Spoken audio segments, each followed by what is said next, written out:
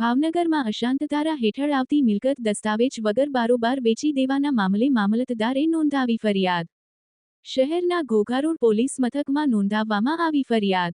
સ્થાવર મિલકત તબદીલ અટકાવવા હક રક્ષક અધિનિયમ હેઠળ ગુજરાતની બીજી અને ભાવનગરની પ્રથમ ફરિયાદ નોંધાઈ। દર્શરાજસિંહ ગોહિલ દ્વારા અશાંતધારો લાગુ થયા બાદ એક વર્ષ પહેલા અલારકભાઈ ગીગાણી નામના વ્યક્તિને મિલકત દસ્તાવેજની મંજૂરી વગર 93 લાખની કિંમતે મિલકત વહેંચી હોવાની નોંધાઈ ફરિયાદ। ફરિયાદને લઈ લોકલ ક્રાઇમ બ્રાન્ચની ટીમ બનાવ સ્થળે દોડી આવી।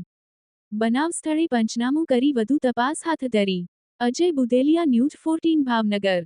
ભાવનગરના અશાંતધારા વિસ્તારમાં એક ગુનો દાખલ કરવામાં આવ્યો છે। સમગ્ર વિગત સાહેબ શું છે?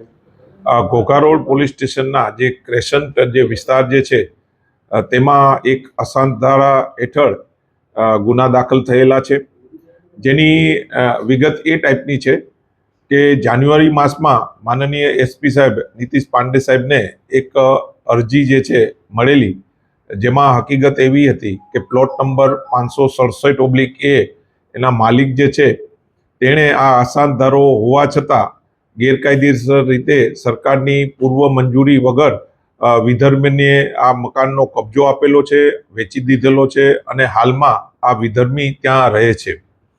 તે બાબતની જે અરજી મળતા માનનીય એસપી સાહેબ દ્વારા એલસીબીની જે એક ટીમની રચના કરવામાં જે આવેલી, તેમાં પીએસઆઈ શ્રી વીસી જાડેજાને આ બાબતે તપાસ સોંપવામાં આવેલી અને તપાસમાં બી એ રીતનું ખુલ્યું કે પ્લોટ નંબર 567/A હાલમાં અલ્લારખાભાઈ કાદરભાઈ ગીગાણી અને તેનો પરિવાર ત્યાં રહે છે અને આ જે જમીન જે છે તે મૂળ માલિક દશરાજસિંહ ધર્મેન્દ્રસિંહ ગોહિલ ની છે અને તેણે વેચાણથી 93 લેક્સમાં જે છે તેણે વેચેલી છે અને આ કામના જે અલ્લારખાભાઈ જે છે તેણે બેંકમાં ટ્રાન્ઝેક્શનથી 93 લાખ રૂપિયા આપેલા છે અને તેના જે છે બાનાખત દસ્તાવેજ બી કરી લીધેલા છે।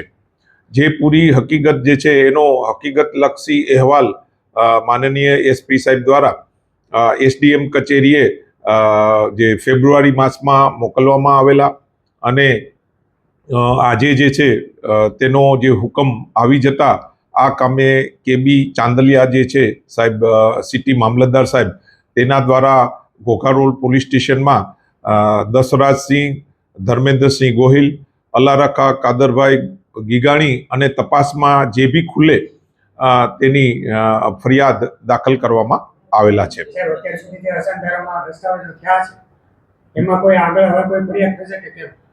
જે આ એક સંવેદનશીલ મુદ્દો છે, જેમાં જે અશાંતધારામાં આ ટાઈપનો જે ગુનો જે છે ભાવનગર શહેરમાં ફર્સ્ટ ટાઈમ છે અને ગુજરાતમાં અમદાવાદ બાદ બીજા નંબરનો આ કેસ છે।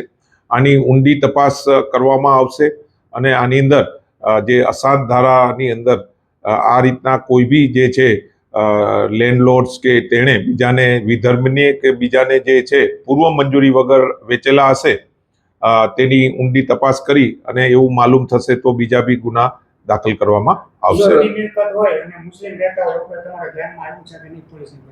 નહીં, પોલીસને કદાચ જો કોઈ બી આવી હકીકત ધ્યાને આવે તો એટ એ ટાઈમ અમે ગુનો રજીસ્ટર કરવા કટિબદ્ધ છે।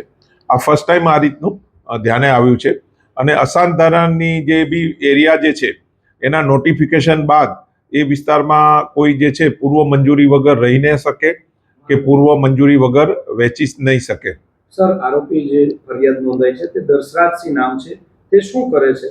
દશરાજસિંહના ફાધર જે છે તે કન્સ્ટ્રક્શનનો અને પ્લોટિંગનો જે બિઝનેસ છે તેની સાથે કનેક્ટેડ છે।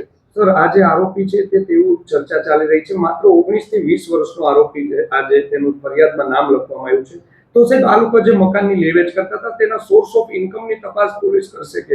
પોલીસ દ્વારા તમામ મુદ્દા જે છે તેની ઊંડી તપાસ કરવામાં આવનાર છે। સોર્સ ઓફ ઇન્કમ શું છે, કઈ રીતે 93 લેક્સ આપ્યા, ઓવરઓલ આ જે તપાસને જે છે ઊંડી રીતે તપાસ કરવામાં આવનાર છે અને જે મેં એમાં બી જે બી જે છે ખુલવા પામશે તેને બી આ કામે અટક કરવામાં આવશે. સર, એક એવી પણ વાત ચાલી રહી છે કે જે આ આરોપી આપણે પકડ્યા છે એક રાજકીય નેતા છે, તેના ભાગીદાર છે, તો તેમની સુધી એ લોકો જશે, પોલીસની તપાસ જશે કે કેમ?